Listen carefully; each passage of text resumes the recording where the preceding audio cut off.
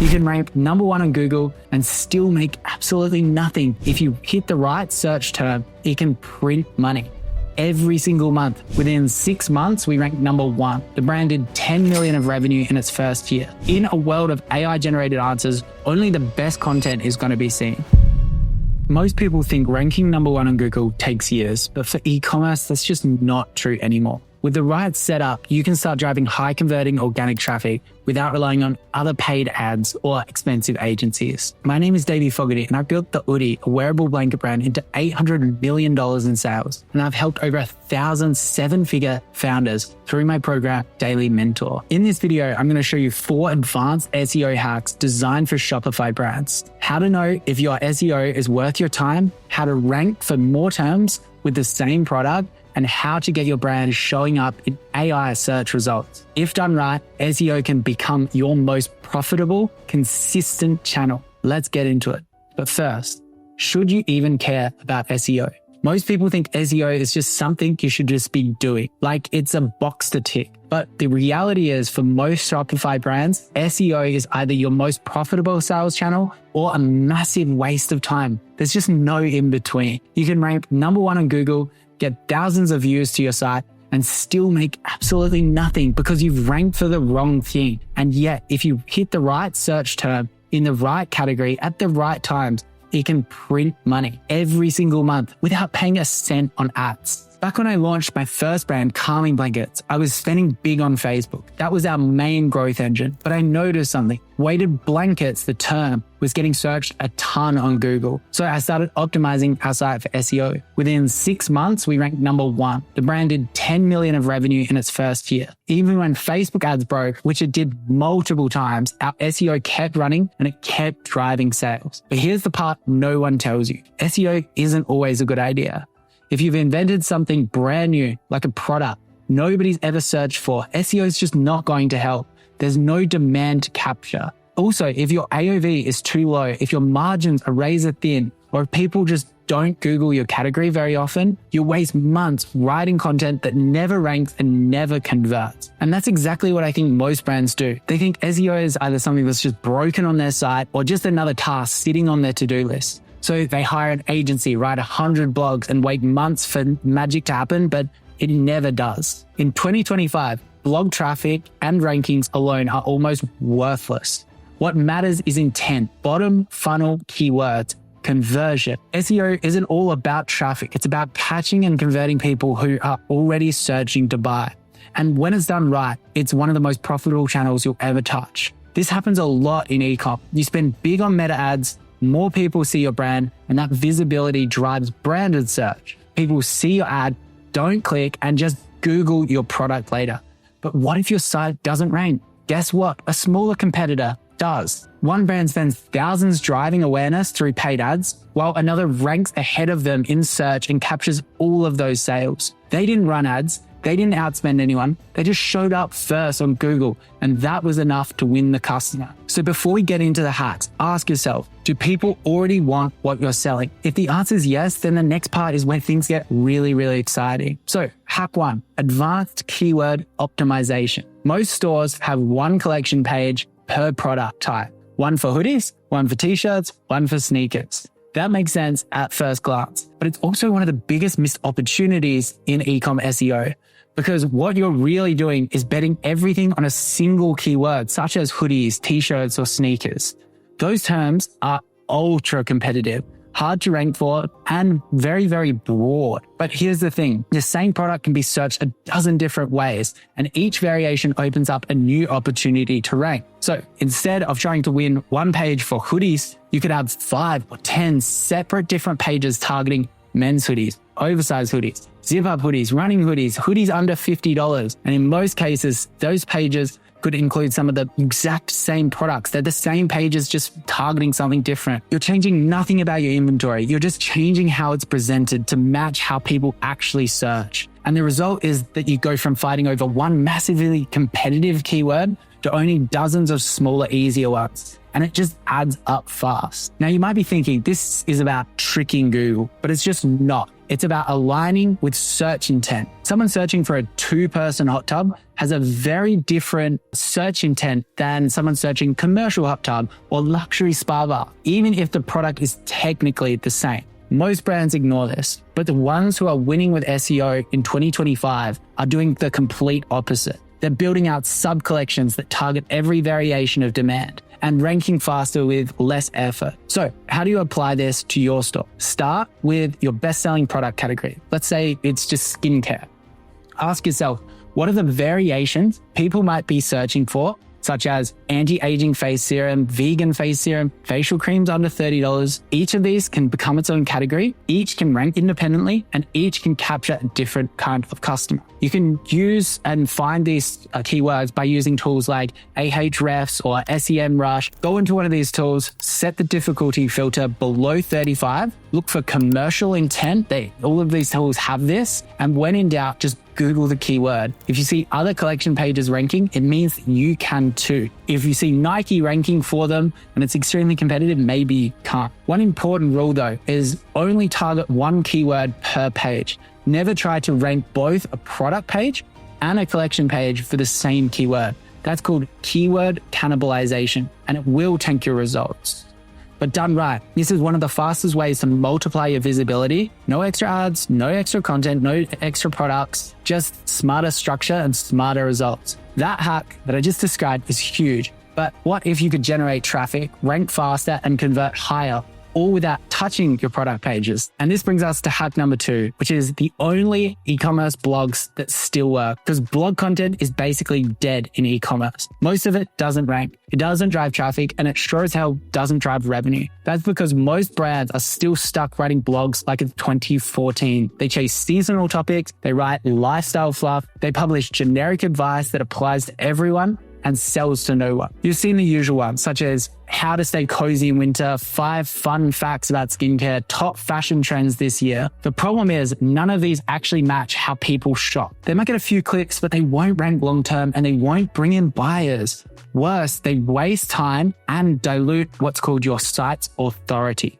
The brands that are winning in SEO in 25 are doing something completely different. They're using 4 specific blog formats, not for clicks, not for brand awareness, but to rank in the terms that actually bring in buyers. These blog formats target bottom and middle funnel search terms. They rank fast, they convert, and they attract backlinks from other publications, including directories and even Google AI generated answers. So let me break them all down for you. You've got you versus competitors. These posts target people searching things like brand A versus brand B. They're weighing their options and actively looking to make a decision. But here's the trick. Just mentioning the competitor's name can help you rank for their branded search. That means you can show up when someone searches their name and introduce yourself as the stronger option. Even if that customer wasn't considering you before, they now are. 2, alternatives to competitors. So that will be your blog name. Same principle, different angle. These posts catch people looking to move away from a competitor, such as best flasks alternatives to hydro flasks or best alternatives to the Oodie. Don't do that. That's a high intent search. You list the options and put yourself first.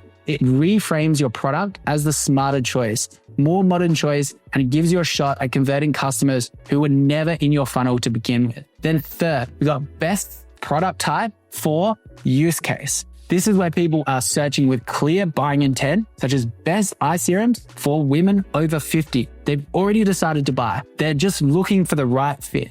If your product generally matches what they need and your content feels trustworthy, you win. This format also gives you a way to target dozens of long-tail keywords with lower competition and faster ranking times. But remember, before you write, always check the SERP. If blogs are ranking, go for it. If it's all collection pages, skip the blog and build that instead. Then 4th, we've got buying guides, which is long-form evergreen pieces of content that educate and convert, such as the complete buying guide to a sauna or how to choose the right skincare routine. These are great for buyers who are curious but hesitant.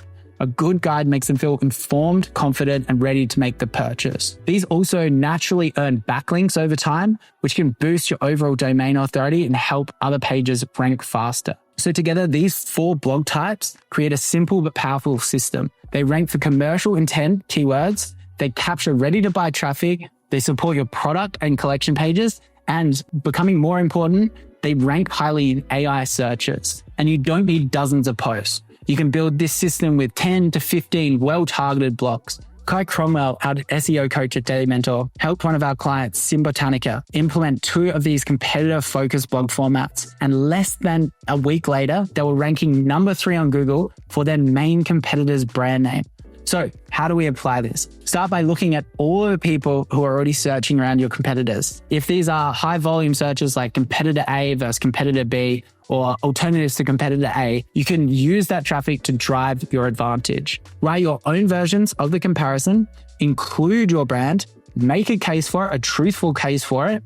Even if you're not being searched yet, you can still show up as a result next to brands that are.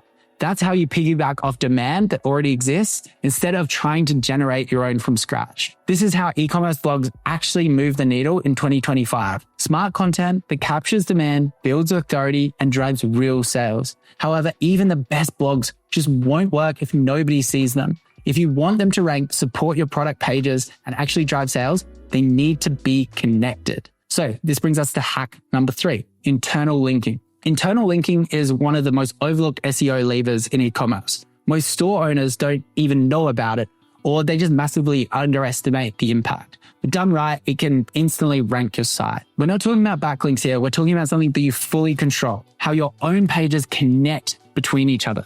Internal links help Google crawl your site faster. They distribute SEO value to your most important pages, and they tell Google which pages matter the most, so they rank higher. So here's what poor internal linking usually looks like. Random blog posts with no structure, product pages that never get linked to, and a few scattered links in your footer or header, and that's it. But the brands that are winning at SEO have an actual system. It starts with content. Top of funnel and middle of funnel blogs are written with the intent of linking into your core collection pages. Those collection pages are what we call money pages, and this is where the conversion happens. Every blog should be written with this flow in mind. Link to your money pages in the first 100 to 200 words. Add 3 to 5 internal links to related blogs later in the article.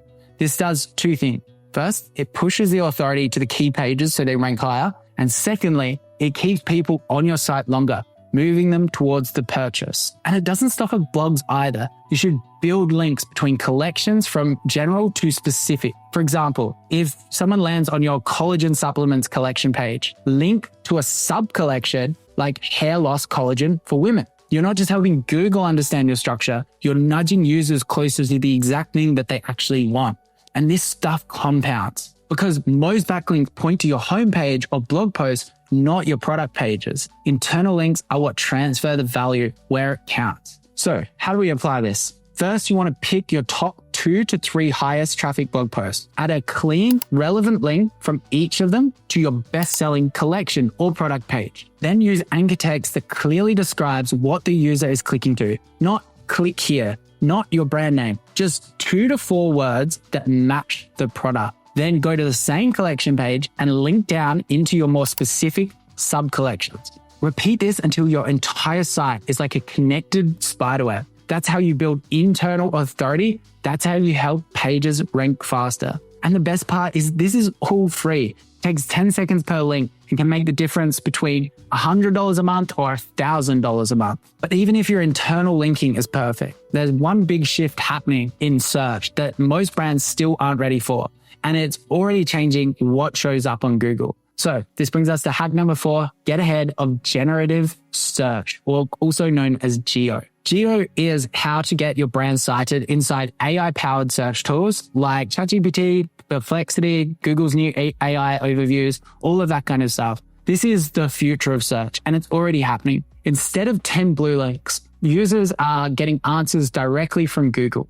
AI tools pull from multiple sources and summarize them into single blocks. That means that if you're not in that summary, you may as well not exist. We looked at a study with over 768,000 AI citations. More than half of all the content that the AI tools cited came from product pages, comparison style content, and buying guides, not blogs that a lot of people are doing, not news articles, and definitely not your homepage. So how do we show up?